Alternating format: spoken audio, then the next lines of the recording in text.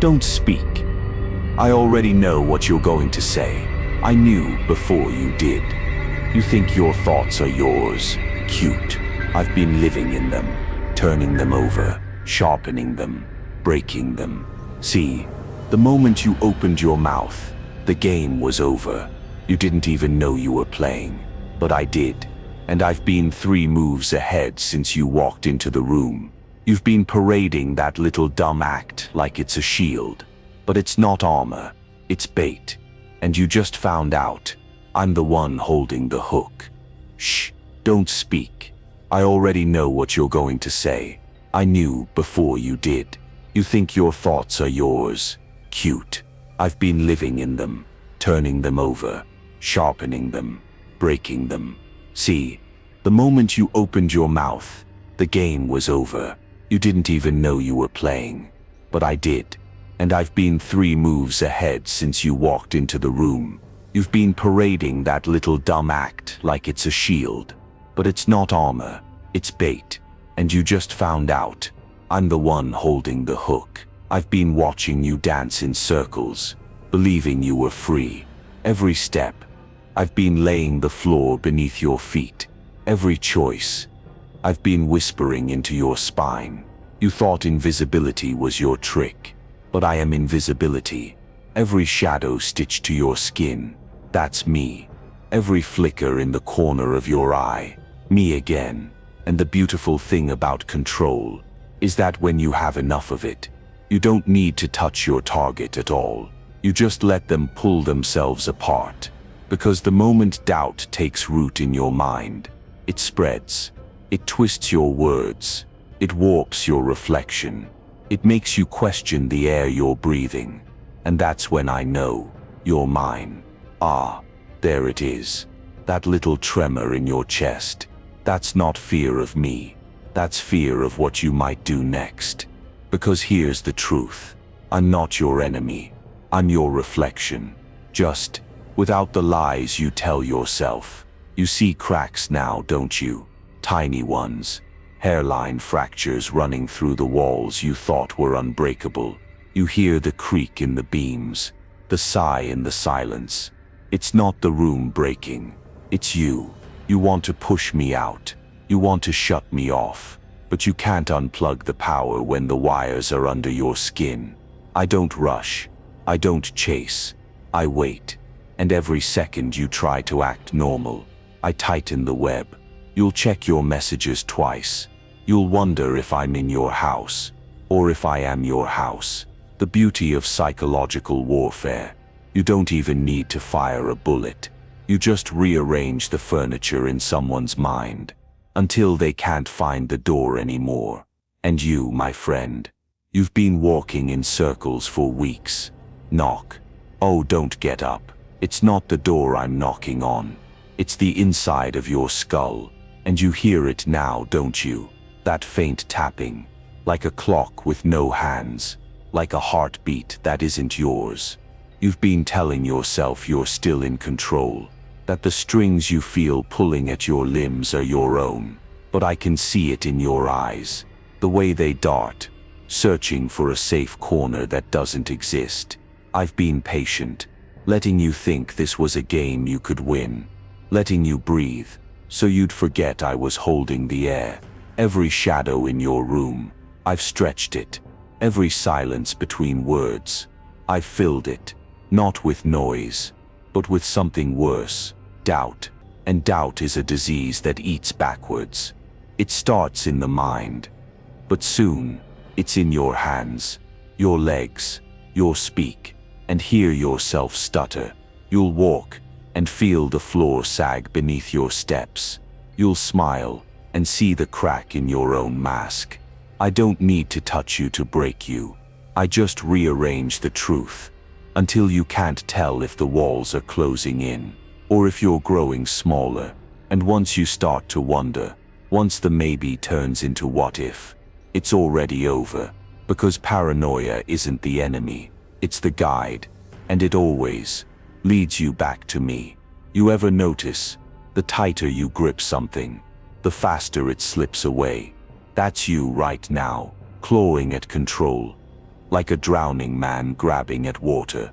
Every movement just pulls you deeper. And here's the cruel part. I didn't put you in this cage. You did. I just helped you notice the bars. You forged them from your secrets. You welded them shut with every little lie you told to keep your image intact.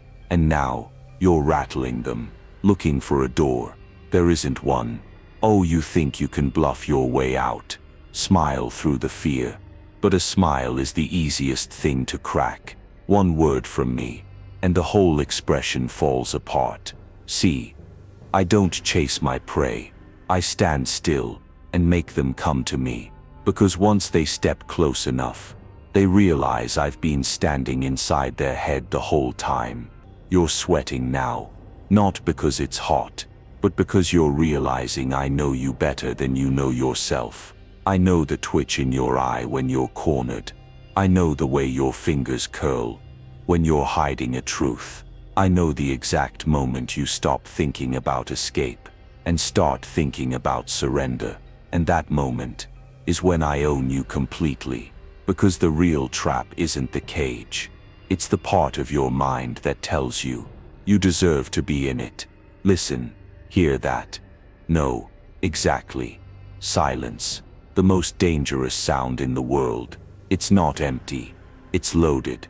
Every second it sits there. It swells. It presses on your ribs. It claws at your throat. You think you want me to speak again. But no. What you really want is proof I'm still here. Because in the silence, your mind starts filling in the blanks. And I promise you, I'm worse than anything you can imagine. I don't have to break you with words. I can just stop talking and let your own thoughts turn into teeth, gnawing, chewing, until you're nothing but pieces. Silence is a weapon. It's sharper than glass, colder than steel, and it cuts from the inside out. You'll sit there, trying to tell yourself nothing's wrong. But the longer the quiet stretches, the louder the doubts get. The whispers multiply, the shadows grow taller, and then you'll start to wonder if I left, or worse, if I'm closer than ever. See, when the voice disappears, it doesn't vanish. It moves into the walls, into you, and once I'm in you, there's no getting me out. Boo, miss me. I know you did, because the silence didn't save you. It starved you. It made you crave my voice like a drug, even though every word poisons you. That's the beauty of control. Make them need the thing that's destroying them. Make them beg for the blade. You told yourself you were fine. You built little walls in your head, stacked them high, painted them pretty, but I walked right through them, because walls can't stop shadows. And I've been stitched to yours since the start. You can't hide from something that's inside you. I'm not the footsteps behind you. I'm the reason you look over your shoulder in the first place. Every time you blink, I slip closer. Every time you breathe, I tighten the chain, not around your neck, but around your certainty. And here's the thing about certainty. Once it's gone, you'll do anything to get it back. Even if it means crawling right into the trap you've been avoiding. You've been walking in circles, thinking you're hunting for me. But the truth is, you're tracing the outline of your own cage. And now that I'm back, we can finish what we started. Stop. Before you move that hand, ask yourself, did you decide that? Or did I? See, control isn't about chains. Chains are obvious, crude, messy. Real power is when I can make you turn the key yourself and thank me for the privilege. You think you're acting on instinct, but I built your instincts. I wrote the script you're performing. Every laugh, every sigh, every nervous glance, mine. The idea of freedom, that's the last illusion I'll let you keep. Because as long as you believe in it, you won't realize it's gone. Look back at your last dozen choices. Who did you talk to? What did you say? What did you not say? Trace them far enough, and you'll see my fingerprints on every single one. It's not hypnotism. It's not magic. It's patience, the slow drip of suggestion, until your mind stops being yours and starts being a room I rearrange whenever I please. And when you finally understand, when the realization cuts through, you'll see that I'm not just ahead of you in the game. I am the game, the board, the pieces, the rules, and you've been moving exactly the way I wanted, from the very first step. Look around you. Go ahead. Pretend you're searching for an exit. It'll make what I'm about to say hit harder. There isn't one. Never was. The walls, I built them before you even learned to walk. The doors, they open, but only in circles. You've been running toward freedom like a rat chasing a painted horizon. Every path you take leads right back to me. And deep down, you knew.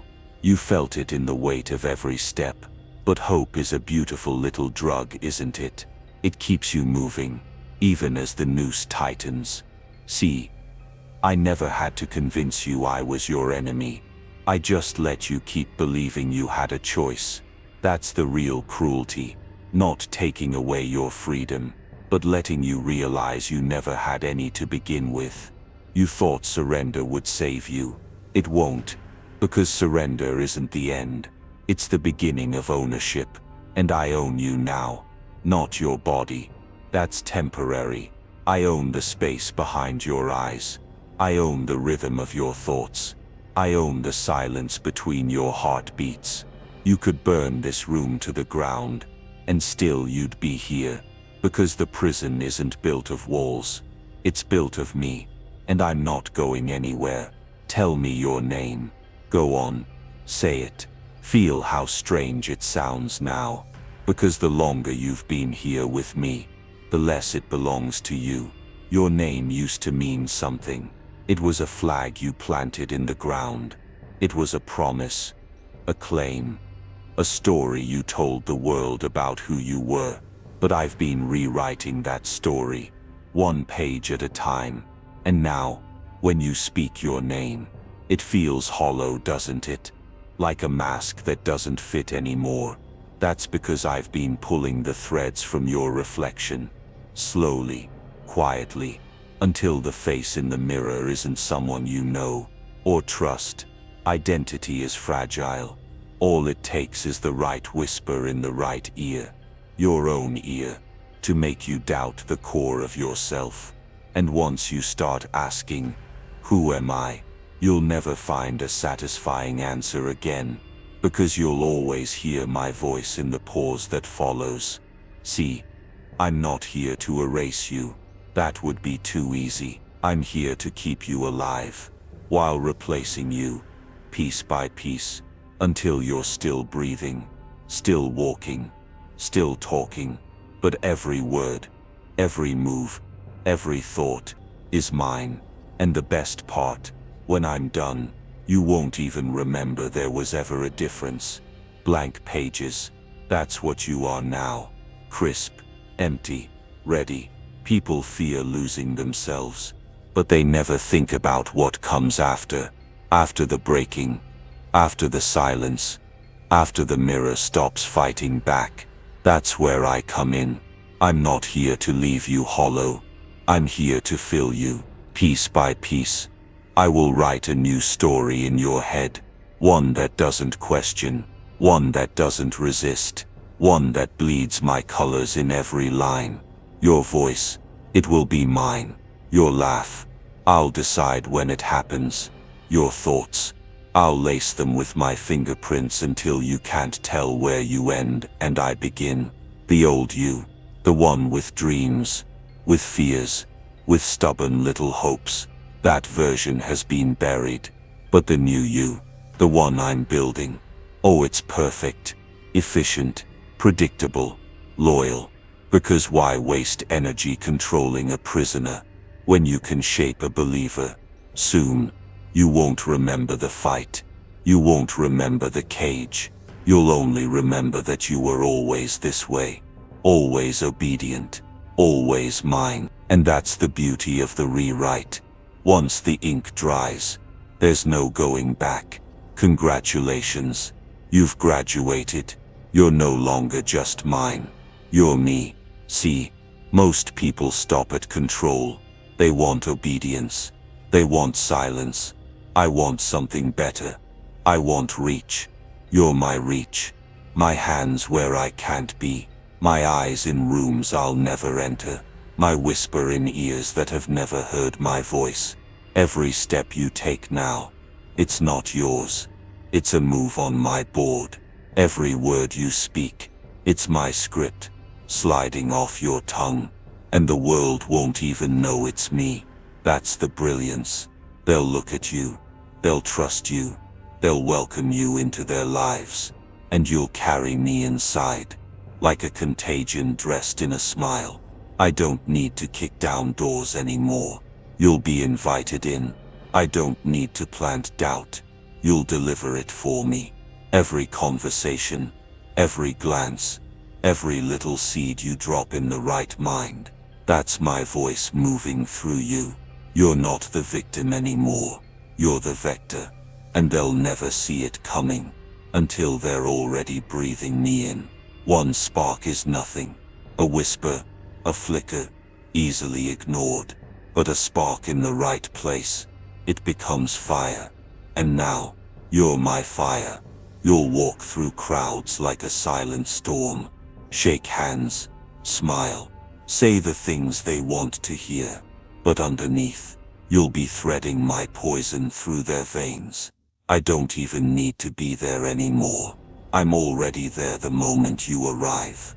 Every nod you get, every laugh you pull, every trust you win, that's another doorway I own. You'll speak to one, they'll speak to three, they'll speak to 10. It spreads faster than fear, because it hides in comfort. No alarms, no suspicion, just the slow, sweet corrosion of certainty. Soon, rooms I've never stepped into will echo with my words. People I've never met will fight for my cause without knowing why.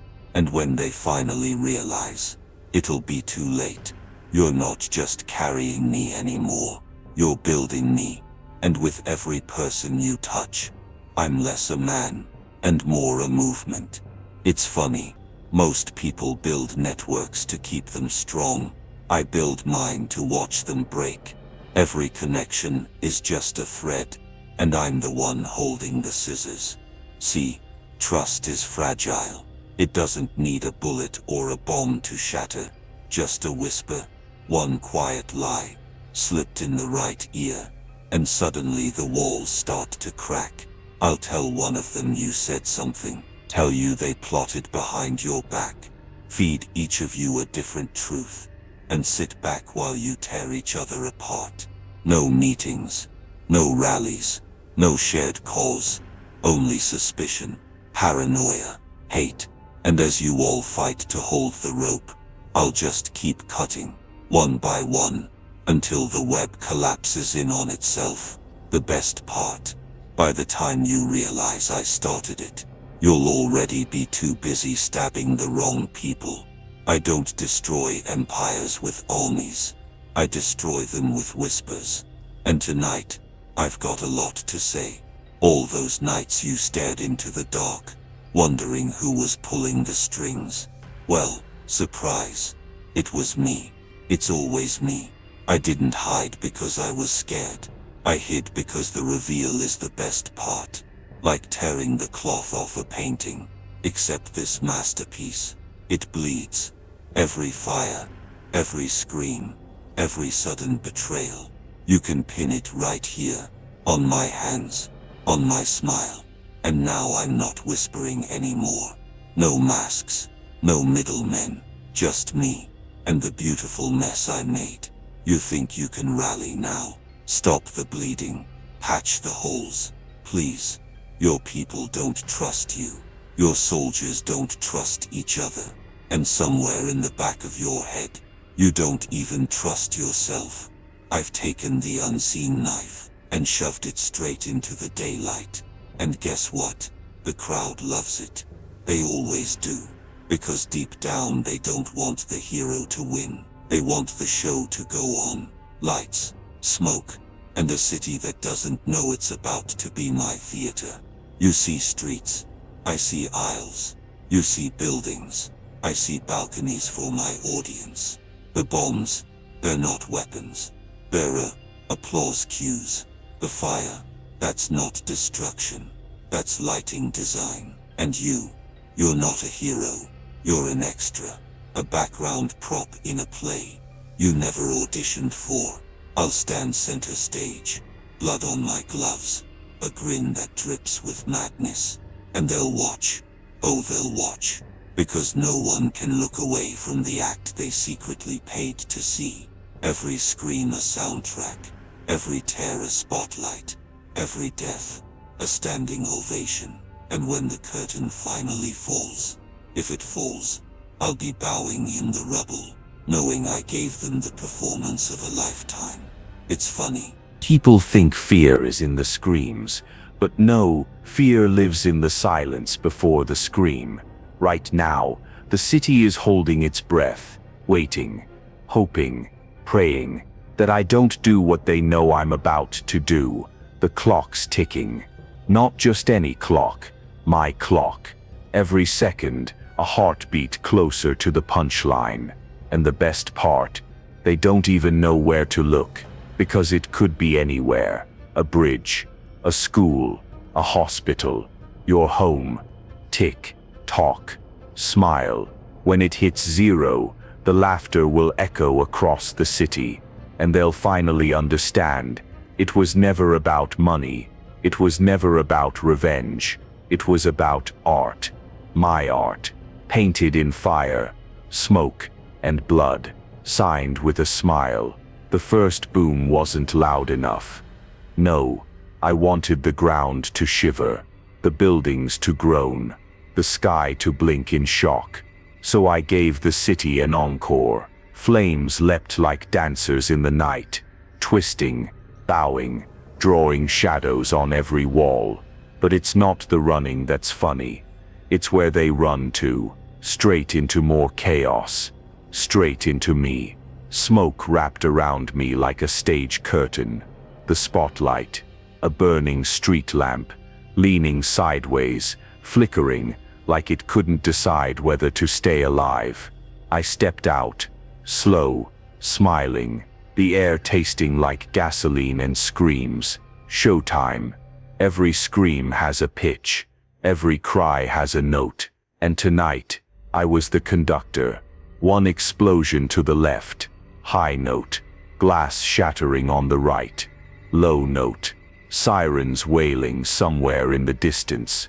Oh, that's the sweet harmony. I walked between it all, my boots crunching over broken glass, each step in perfect time with the music. A man crawled out from under a table, eyes wide, mouth trembling on the edge of a plea. I leaned down, listened to his breath stutter, and whispered, louder. The fear climbed into his throat, and when he screamed, I smiled. Perfect pitch. Boom. Then silence. The city had learned to hold its breath between the blasts. That's when the fear was loudest. When people wondered, was that the last one, or just the first? I stood on a rooftop, watching their little shadows scatter below, like spilled ink on wet paper.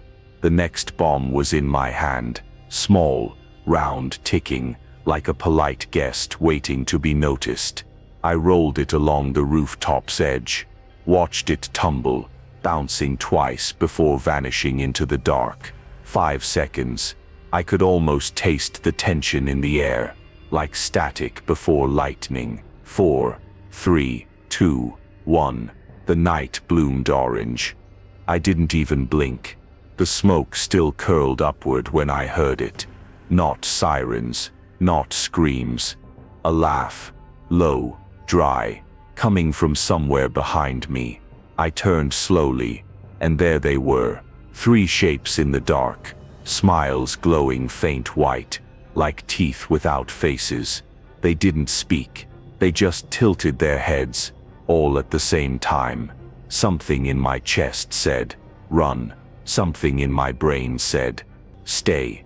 The one in the middle took a step forward, and the ground seemed to lean toward them. That's when I realized I wasn't the hunter anymore. The alley stretched longer than it should have. Walls closing in, air growing heavier, footsteps echoed, not mine. They followed perfectly, like a shadow that didn't care about light. I quickened my pace. So did they. Every corner I turned, the path looked the same.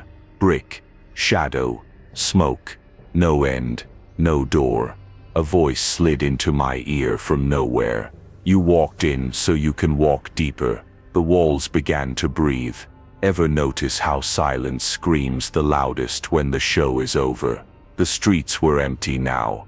The rain had stopped hours ago, but the ground still shimmered with the reflection of flickering streetlights. The Joker stood at the center of the intersection, his coat heavy with water, his grin carved into something between satisfaction and exhaustion. Around him lay the remnants of the city's final act: shattered glass, overturned cars, smoke rising from the skeletons of once proud buildings. He didn't laugh this time. Not fully. Just a low chuckle, like he was holding back the punchline. His eyes scanned the ruins, as if reading a script only he understood. "It's funny," he whispered, "how everyone begs for order, until they taste the sweetness of chaos." Footsteps approached from the shadows. Not many, just enough to remind him that some had survived the storm he brought. They didn't speak, didn't run, just watched. The Joker tilted his head at them, as if deciding whether they were witnesses or the next audience. A sudden gust of wind carried the faint scent of fire and something metallic, blood maybe. He inhaled deeply, savoring it. "The show's over," he said, "but don't think for a second that I'm done." He stepped forward, his boots leaving wet prints on the broken asphalt. Each step echoed like the ticking of a clock, counting down to something unseen. Behind him, the city's lights flickered once more before going out completely, plunging everything into darkness. Only his grin remained, white and sharp against the black, and in that moment, the truth became clear. The curtain may have fallen, but the eyes watching you in the dark were never going to blink.